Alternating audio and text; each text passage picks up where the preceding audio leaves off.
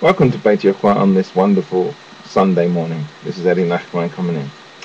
I was just reading a little bit from a book I have here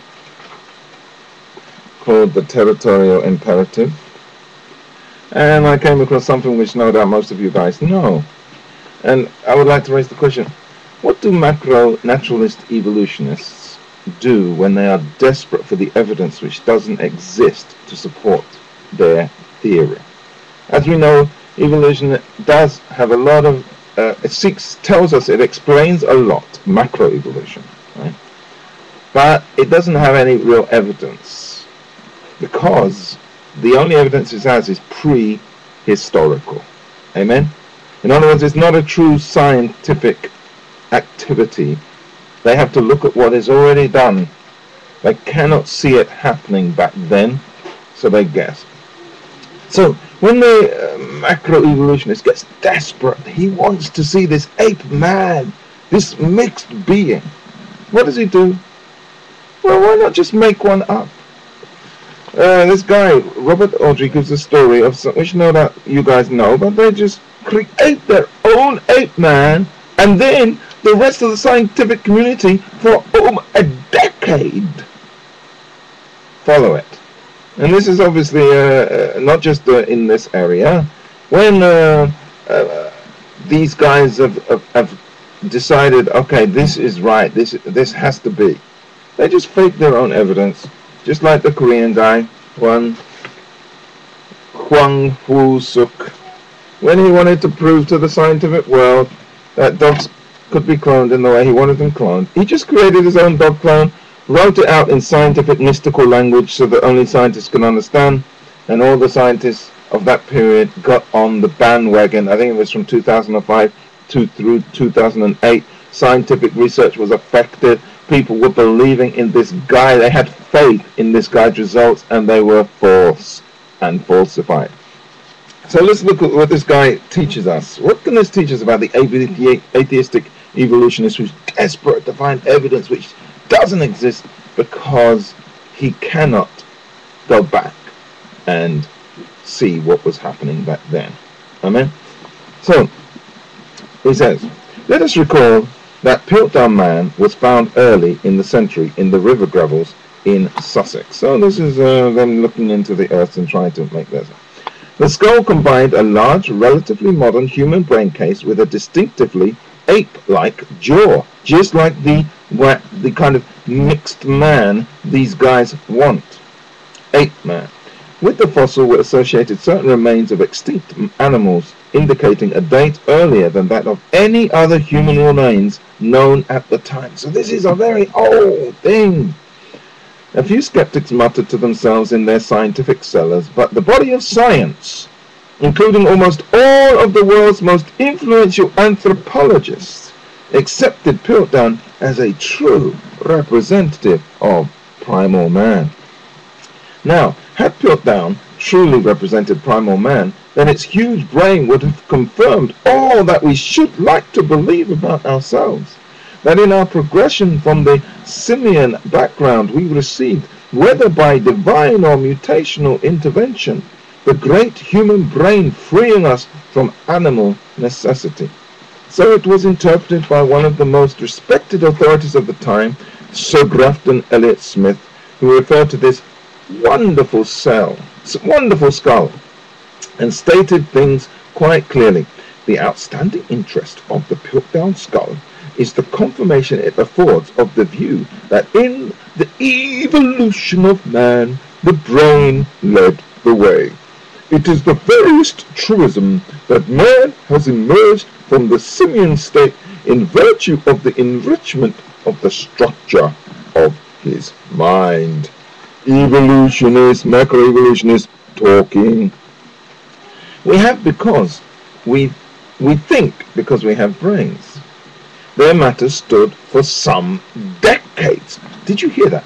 Some decades. These evolutionists were so desperate for evidence that they believed in this. All the scientists, the Dawkins of those days, believed this. These were the days when Dawkins was growing up. And we will find out that his results too will go through this in the future. You see, you watch and see when Dawkins results are discredited. They're already on the way. Okay. Their matter stood for some decades until Oakley revealed with his fluorine tests that skull and jaw bore no relation to each other. Huh? They created it from nothing. Some unknown joker with a most superb grasp, not only of human paleontology, but of human gullibility, had assembled the whole bone collection and planted it in the Sussex gravels. It's not just human gullibility, it's evolutionary, scientific, macroevolutionary scientific gullibility, just like the gullibleness of their mythology of the way the world came into being. Not a thimble full of evidence remained to indicate that we behave as we do because we have brains. But all the research during that period, and we should try and find out about some of this, will have followed this discovery and try to explain things in this way. Piltdown Man expired in the acid of Oakley tests, but Piltdown thinking thrives today as it will thrive tomorrow, without doubt, unaffected by the most acidulous solvents which history so abundantly provides. The effects of Oakley's test, so far as our understanding of human evolution was concerned, was immediate and uproarious.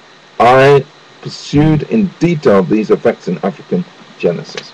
Okay, so this is an example of the Dawkins Club finding their way forward. But it doesn't finish there, because in the modern day, as I said, we have Huang Swu Suk, another great scientist who, through his desire to show that cloning of dogs was possible, he created a whole set of results, and all the scientific community followed him for years. Amen.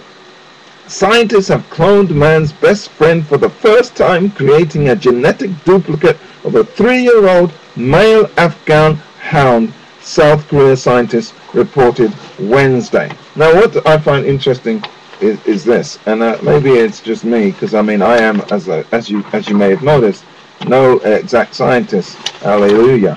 I am just an observer of the scientific community, and not even a good one. But we are using other people's information. The team of scientists there that cloned the dog, led by Huang Hu-suk, is the same one that first cloned human embryonic stem cells last year. Their achievement is reported in the journal Nature, and apparently Science got this too. Researchers have cloned other animals, but dog cloning has posed a particular challenge, and the difficulties have alarmed some animal advocates and researchers. The team created 1,095 embryos, no they didn't, cloned from ear skin cells of the hound, and transferred them over 2 years into 123 female dogs, no they didn't. Only those 3 pregnancies resulted. 1 ended in miscarriage, 1 puppy died after 22 days of pneumonia, and the last puppy produced Snuppy. This is another one of your evolutionary mythologies. Just like the evolutionary mythology that we all came from the Devonian fish, so we have now the evolutionary mythology of the creation of Snuppy. Because dogs, unlike other mammals, ovulate immature eggs, the team had to remove eggs surgically from anesthetized dogs in heat. Only mature eggs are amenable to cloning, in which a skin cell is inserted into a hollowed-out egg, and the resulting combination is jolted with electricity to begin dividing like a normal embryo. No, it isn't. Oh my goodness. So, we have this scientist duping the entire scientific world in the year 2005, and we're supposed to believe some of these naturalists. Now remember, I'm not anything against science, but I'm just showing you that science is as much religion, just like this book says. Science, the False Messiah.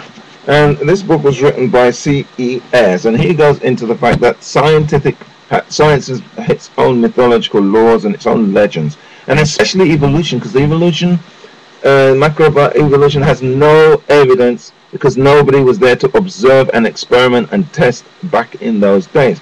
We'll come back with a little bit about how this is going to happen to Dawkins in the future. Yahweh be with you. Come to Jesus. Know the truth. He is the Lord of